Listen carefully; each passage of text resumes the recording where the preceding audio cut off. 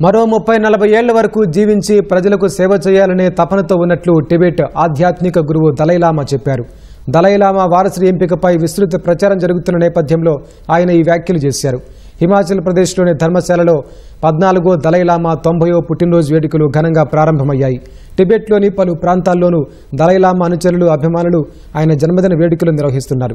భవిష్యత్ అంచనాలను చూస్తుంటే తనకు బోధిసత్వ ఆశీస్సులు ఉన్నాయని దలైలామా తెలిపారు. మరో 30-40 ఏళ్లు తాను జీవించి ప్రజలకు సేవలందించాలని ఉందని వెల్లడించారు.